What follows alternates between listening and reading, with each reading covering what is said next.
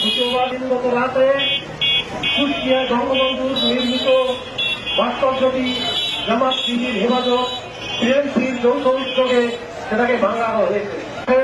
একটা অন্যরকম মর্যাদায় আসতে হবে, কিন্তু মৌলবাদী চক্র পাকিস্তানের পরাজিত যারা দোষরাই গেছে